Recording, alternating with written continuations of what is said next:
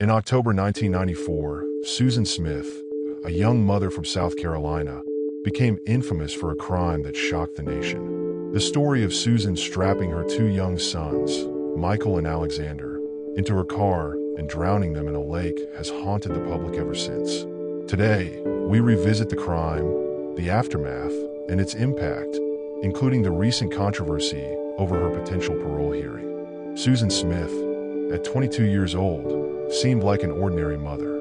She lived in Union County, South Carolina, with her two sons, 3-year-old Michael and 14-month-old Alexander.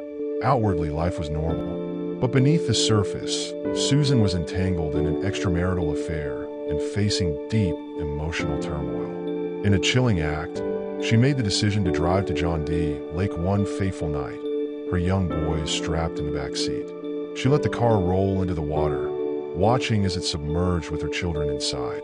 It took 6 long minutes for the boys to drown. For the next 9 days, Susan lied to investigators, her family, and the world. She claimed that her children had been abducted by a carjacker, describing a black man who had taken off with Michael and Alexander. The story captured nationwide attention, with Susan making tearful pleas on television for their safe return.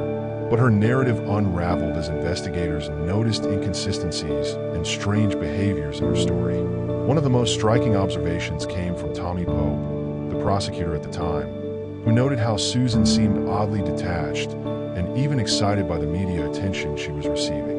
Her husband, David Smith, was visibly distraught in the media, while Susan appeared calm, even giddy, enjoying her time in the spotlight. As the investigation intensified, Susan's story fell apart. After days of scrutiny, she finally confessed to the unthinkable. There was no carjacker. She had driven her car into the lake with her sons strapped in, fully aware of what would happen to them. The nation was stunned. It became clear that Susan had been motivated by personal reasons, largely her desire to pursue a relationship with Tom Finley, a wealthy local businessman, who had written her a letter saying he did not want children. The image of the car being pulled from the lake is one that haunts many to this day. The car, with its doors locked and windows closed, was submerged underwater with the bodies of 2 innocent boys inside. The brutality of the act shocked the nation, not only because of its sheer horror, but also because it was committed by their own mother. People couldn't comprehend how a parent could take such drastic steps. Investigators pieced together the scene. Susan had deliberately let her car roll into the lake, knowing her children would not survive. Her crime was calculated, cruel, and motivated by her desire to remove her children from the picture so she could be with the man she wanted. Susan Smith's trial was as emotionally charged as her crime. Tommy Pope, the prosecutor, sought the death penalty for Smith. He argued that her actions were driven by selfishness, greed, and a cold calculation to rid herself of the responsibilities of motherhood. Many believe she deserved the ultimate punishment for the deaths of her children. However, the defense presented Susan as a deeply troubled young woman. They pointed to her difficult upbringing, including allegations of sexual abuse by her stepfather.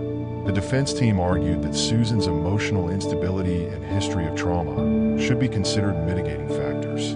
Ultimately, the jury decided against the death penalty, sentencing Susan Smith to life in prison with the possibility of parole. Over the last 30 years, Susan Smith has continued to make headlines for her behavior behind bars.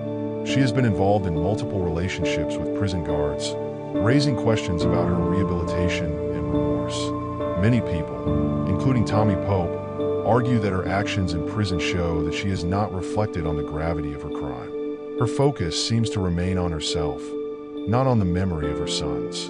In contrast, her ex-husband David Smith has been outspoken about the lasting pain of losing his children. He has expressed disbelief that Susan could ever be released and opposes her upcoming parole hearing. The community that once supported Susan has largely turned its back on her, recognizing the devastating impact of her actions.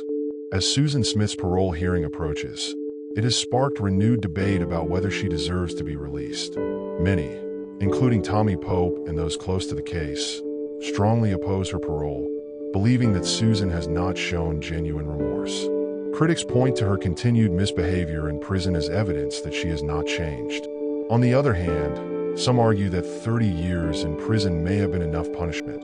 especially for someone who has experienced a lifetime of emotional and psychological trauma. Susan's defenders believe that she should be given a chance at redemption. Susan Smith's case remains one of the most notorious and heartbreaking crimes in American history. As her parole hearing looms, the question remains, should a mother who killed her own children ever be given a second chance? While the nation watches and waits for the outcome, the memory of Michael and Alexander lives on as a reminder of the true cost of Susan Smith's actions. In the end, the justice system will decide whether Susan has paid her debt to society. But for many, the pain and outrage of her crime will never be forgotten.